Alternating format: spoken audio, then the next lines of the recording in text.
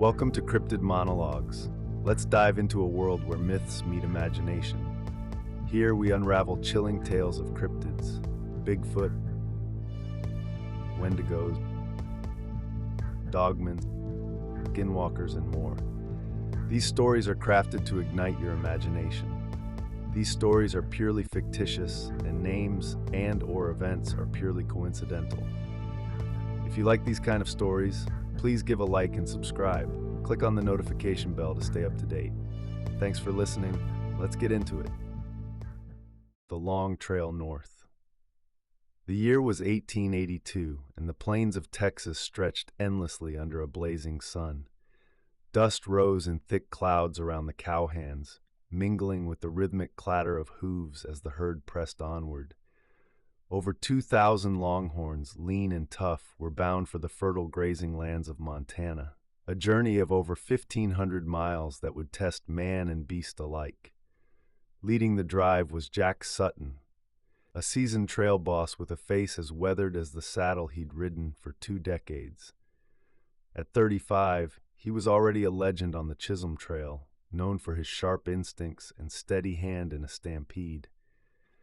By his side was young Will Tucker, a wiry 18-year-old on his first drive. Will had signed on at a ranch outside Abilene, eager to prove himself under Sutton's command. "You keep your eyes open, kid," Jack had told him on the first day.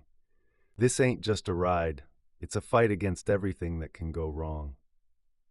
And Jack was right. Chapter 1. The Gathering in Texas.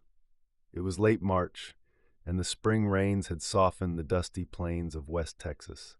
The Sutton Ranch was a bustling hive of activity as men, horses, and cattle prepared for the long trek north. Jack Sutton stood on the weathered porch of the ranch house, his piercing gray eyes scanning the scene. The drive wasn't just business, it was survival. Montana's open grasslands had become a haven for ranchers willing to brave the dangers of the trail. Beef prices were climbing in the northern territories, and Jack knew this drive could secure his ranch for years to come. "Got the tally yet?" he called to Jed Hawkins, his foreman and trusted right-hand man. Jed, a burly man with a perpetual scowl, tipped his hat back and waved a notebook. "Just shy of 2,100 head, all branded and ready to go." Jack nodded. "Good, let's keep it that way. Last thing we need is to lose stock before we even get out of Texas." Behind him, the ranch house door creaked open, and a boy stepped out. Will Tucker, wiry and wide-eyed, had arrived a week earlier, eager to join the drive. His boots were new, his hat too clean, and the faint tremor in his hands betrayed his inexperience. "Morning, boss," Will said, straightening his hat nervously. Jack eyed him critically. "Morning. You ever ride herd before, Tucker?" "No, sir," Will admitted, his voice steady despite the flush creeping up his neck. "But I can ride, and I'm a quick learner." Jack studied him for a moment, then gave a curt nod. "We'll see. Stick close to Jed for now. You keep up, you'll earn your keep." Will nodded eagerly and hurried off to saddle his horse, determination written all over his face. The crew was a mix of seasoned cowhands and fresh faces like Will. There was Charlie Boone, the jovial cook who somehow managed to make hearty meals out of dried beans and salt pork. His chuck wagon, stocked with coffee, flour, and bacon, was as essential as the horses. Then there was Matt Rivera, a quiet but deadly accurate shot who'd grown up on the Mexican borderlands. He was the kind of man you wanted on your side in a fight, and his calm demeanor had a way of steadying even the most skittish cowhands. Hank Garrison, an older cowboy with a grizzled beard and 1,000 stories, took it upon himself to look after Will. "Trail's no place for a boy," Hank grumbled to Jack, "but I'll make sure he don't get himself killed." As the sun dipped low, casting the horizon in hues of gold and red, the cowhands worked to round up the herd. The low, guttural calls of the longhorns mingled with the crack of whips and shouts of the men. Chapter 2. The Departure. At dawn, the drive began. Jack rode ahead, his horse dusty, moving with an easy grace that came from years on the trail. Jed and Matt flanked the herd, keeping the longhorns in check, while Will and Hank brought up the rear. The first few days were uneventful but grueling. The terrain was flat, the weather mild, but the monotony of the trail began to wear on the less experienced cowhands. The herd moved slowly, grazing as they walked, and every man knew the real challenges lay ahead. One evening, as the crew gathered around the campfire, Hank leaned back against his saddle and eyed Will. "You holding up, kid?" Will nodded, though his face was pale and his hands were blistered from gripping the reins all day. "It's harder than I thought," he admitted, staring into the flames. Hank chuckled. "It ain't no picnic, that's for sure, but you'll toughen up. Long as you don't lose your nerve, you'll make it." Jack, who'd been sitting nearby sharpening a knife, glanced at Will. "He's right. This life ain't for the faint of heart. You're either in it for the long haul, or you're not." Will straightened, the firelight catching the determination in his eyes. "I'm in it." Jack gave a small nod of approval and returned to his task. As they crossed into Indian territory, Jack felt the weight of the trail grow heavier. The vast plain seemed peaceful, but he knew better. The open land held dangers, sudden storms, rustlers, and the ever-present threat of stampede. One evening, Matt returned to camp after scouting ahead, his expression grim. "There's fresh tracks," he said, dropping to a crouch near the fire. "Looks like a small group of riders, maybe 5 or 6. Could be rustlers." Jack frowned, his jaw tightening. "How far?" "Maybe 10 miles east. They're not following us, but they're close enough to be trouble." Jack nodded, his mind already calculating. "We'll double the night watch. Keep the herd close. If they're looking for trouble, we'll make 'em think twice." As the men settled in for the night, Will found himself on watch with Hank. The older cowboy pointed to the horizon, where the last traces of daylight faded into darkness. "Out here, you keep your eyes open, kid," Hank said, his voice low. "The trail's got a way of testing you when you least expect it." Will nodded, gripping his rifle tightly. He didn't know what lay ahead, but he was ready to face it. The night was unusually quiet. The usual hum of insects and soft rustling of the prairie grass seemed muted under the weight of the vast Texas sky. Will Tucker sat near the edge of the camp, rifle resting across his lap, his eyes darting between the grazing herd and the dark horizon. Hank Garrison, his watch partner, leaned against a saddle, smoking his pipe. "Stay sharp," Hank muttered, blowing out a thin stream of smoke. "Quiet like this can mean trouble." Will nodded, his grip tightening on the rifle. The earlier report of tracks from Mateo Rivera lingered in his mind. Who were those riders? Rustlers? Or worse? The answer came sooner than he expected. In the stillness of the night, Will caught the faint sound of hoofbeats. He straightened, his heart pounding. Hank heard it too, snuffing out his pipe and rising to his feet. "Riders," Hank whispered. The two men scanned the horizon, and then they saw them, 5 figures emerging from the darkness, their horses moving at a deliberate pace. The firelight flickered off their silhouettes, revealing the unmistakable shapes of feathered headdresses and long rifles. "Natives," Hank muttered under his breath. Chapter 3. A Tense Arrival. Jack Sutton and Mateo were already awake, alerted by the soft calls of the approaching riders. Jack stepped forward, his hand resting on the butt of his revolver. "Easy, boys," he said calmly to the men who had roused from their bedrolls, rifles in hand. "Let's not start anything we don't need to finish." The quiet of the night seemed to deepen as the 5 Comanche riders approached the camp. Their movements were deliberate, their presence commanding. Jack Sutton stepped forward, his revolver resting in its holster, his hand loose but ready. The leader of the Comanche dismounted, his tall frame outlined by the glow of the campfire. His face was solemn, his eyes scanning the herd and the men with sharp precision. Jack offered a small nod of respect. "Evening," Jack began. "We mean no harm, just passing through on a cattle drive to Montana." The leader said nothing at first, studying Jack before gesturing to the men around the fire. He spoke in a low, steady tone, his words rolling like distant thunder. Mateo Rivera, who'd grown up speaking the Comanche tongue, stepped forward to translate. He says they've been watching us for 2 days. They know we haven't stolen from their land. Jack inclined his head. We respect your territory. What brings you here tonight? Mateo hesitated as the leader spoke again, his voice carrying a note of urgency. Finally, Mateo turned to Jack, his expression grim. He says we need to be careful, not because of rustlers, but because of the hairy man. The camp fell silent as Mateo relayed the Comanche leader's words. The leader continued, gesturing to the dark prairie beyond the firelight. The hairy man is a spirit, Mateo translated. It roams the land, watching and waiting. It lives deep in the hills and forests, but it hunts at night. Cattle are not its only prey.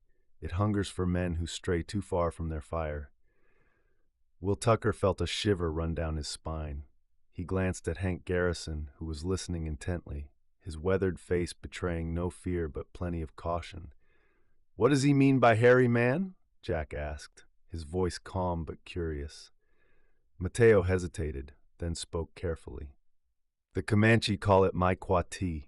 It's a creature, part man, part beast, taller than any man, covered in hair, with eyes that burn like embers. They say it's as strong as a bear and faster than a horse, and it's not just a story. His people have seen it. Jack's eyes narrowed. What does it want? The leader spoke again, his tone heavier this time. Mateo's voice dropped as he translated. He says it takes what it wants, sometimes cattle, sometimes men. It doesn't need a reason, it just does. The leader gestured toward the herd, then pointed to the men sitting around the fire. His gaze lingered on Will, as though sensing the young cowboy's unease. Mateo's voice grew quieter. He says it has been seen recently, near this trail. His people have found tracks, large ones, too large for any man and too far from water to be a bear. He says the hairy man is watching. It's always watching. The words settled over the camp like a heavy blanket. The crackling fire seemed louder in the silence that followed. Jack met the leader's gaze and nodded solemnly. We appreciate the warning. We'll keep our herd close and our men closer. The Comanche leader nodded, then spoke one last time before mounting his horse. Mateo translated, Stay together, don't wander into the trees, and when you hear it, if you hear it, do not follow the sound. The riders turned and disappeared into the darkness, leaving the cowhands with the uneasy realization that the trail's dangers were not just of man and nature, but something far older and stranger. As the camp settled back into an uneasy quiet, Will couldn't shake the feeling of being watched. The vast expanse of prairie suddenly felt too open, too vulnerable. What do you think they meant? Will asked Hank as they resumed their night watch. Hank adjusted his hat and stared into the darkness. Could be they're just trying to spook us. But then again, the Comanche don't make up stories just to pass the time. Will swallowed hard. You ever hear of something like that? A hairy man? Hank's jaw tightened, and for a moment he didn't answer. Finally he said, Once, a long time ago, up in the hills near Arkansas. Didn't see it myself, but some old-timers swore by it, said there were things out there man wasn't meant to understand. The wind picked up, rustling the grass and carrying the distant lowing of the herd. Will gripped his rifle tighter, his knuckles white. Chapter 4. The First Signs. The next morning, as the drive pushed onward, the cowhands couldn't shake the unease left by the Comanche's warning. Jack and Mateo rode ahead, scouting for water, while the rest of the crew managed the herd. It wasn't long before they found something strange. Jack, over here! Jed Hawkins called, waving them over to a patch of ground near a grove of cottonwoods. Jack dismounted and crouched beside Jed, his eyes narrowing. In the soft earth was a single track, massive, with toes that splayed wide like a man's but far larger. That ain't no bear, Jed muttered. No, Jack agreed, his voice low. It isn't. The men exchanged uneasy glances, the Comanche's warning echoing in their minds. Whatever, the track lingered in Jack Sutton's mind long after they left the cottonwood grove behind.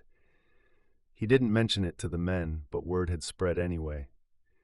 Cowboys whispered to one another while riding the herd, their eyes darting to the surrounding plains as though the creature might materialize at any moment. Will Tucker rode near Hank Garrison, his gaze sweeping the horizon. "Do you think that track was real? I mean, nothing that big could just walk around out here without someone seeing it, right?" Hank chewed on a blade of grass, his face impassive. "Real enough for the Comanche to warn us, real enough for Jack not to laugh it off." He spat and adjusted his hat. "Best you keep your wits about you, kid. Real or not, something made that print, and we don't want to find out the hard way." It was clear the trail north had more in store than just rustlers and storms. That evening, the crew set up camp near a shallow stream. The cattle drank nervously, their ears flicking at sounds too faint for the cowhands to notice. The men spoke little over dinner, their usual banter replaced by quiet glances into the darkening prairie. Jack ordered triple watches that night.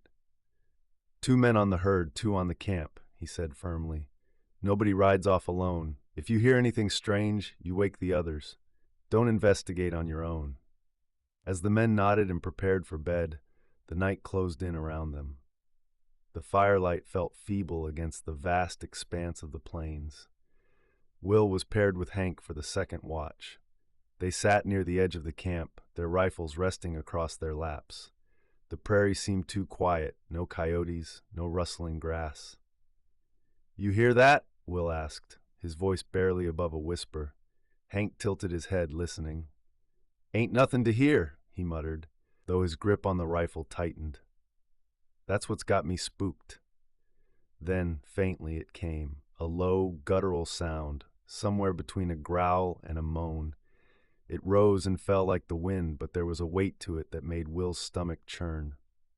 "What is that?" he whispered, his heart pounding. Hank's face was pale in the moonlight. "Don't know, but we ain't gonna find out. Keep your eyes on the herd." The sound came again, closer this time. The cattle stirred uneasily, their lowing growing louder as they clustered together. One steer bolted, and Hank stood, raising his voice. "Easy now, don't let 'em spook." The sound stopped as abruptly as it started, leaving the camp in an eerie silence. At first light, Jack and Jed rode out to check the area. Mateo and 2 others joined them, their rifles ready. Will and Hank stayed back to tend the herd, but Will couldn't shake the feeling that something was watching them. The scouting party returned an hour later, their faces grim. Jack dismounted and called the men together. "We found more tracks," he said, his voice steady but low. "Bigger than the one yesterday. There were broken branches, too, up high, like something tall was moving through the trees. Whatever it is, it's following us." A murmur rippled through the crew. Charlie Boone, the cook, crossed himself. "You reckon it's that hairy man the Comanche talked about?" "I don't know," Jack admitted, "but I know we're not stopping. We keep the herd moving, and we stay sharp. No one goes off alone, and no one ignores the watch orders." Over the next few days, the signs grew harder to ignore. More tracks appeared along their route, always just far enough from the herd to avoid detection during the day. At night, the strange guttural sounds returned, sometimes distant, sometimes so close that even the cattle froze, their eyes wide with fear. Will began to feel the weight of the trail in a way he hadn't before. The long days of riding and the sleepless nights wore on him, but it was the oppressive sense of being watched that gnawed at his nerves. One evening, Mateo caught him staring at the horizon, his face pale. "You're thinking about it, aren't you?" Mateo asked. Will nodded. "I can't help it. What if it's real? What if it's out there, watching us right now?" Mateo smiled faintly, though his eyes remained serious. "It's out there, sure enough, but so are we. Remember, Will, the trail's always dangerous, one way or another." You can't let fear stop you from riding forward. That night, the camp was restless. The fire burned brighter than usual, piled high with wood in an unspoken attempt to keep the darkness at bay. As the men tried to sleep, a loud crash echoed through the stillness. Jack was on his feet in an instant, his revolver drawn. "Jed, what was that?" Jed, who'd been on watch, pointed to the edge of the camp where a tree had fallen. Its trunk was splintered in a way that didn't look natural. "It wasn't the wind," Jed said grimly. "Whatever pushed that over is strong." The men exchanged uneasy glances, and Jack tightened his grip on his revolver. "All right, boys, looks like tonight's going to be a long one." As the men took their positions around the camp, the night seemed to close in tighter than ever. Somewhere in the darkness, the low growl began again. This time, it didn't stop. Thanks so much from Cryptid Monologues for watching. If you enjoyed this video, don't forget to hit that like button and share your thoughts in the comments below. Make sure to subscribe and click the notification bell so you never miss an update. And hey, while you're here, check out these videos. You'll definitely love them. See you in the next one.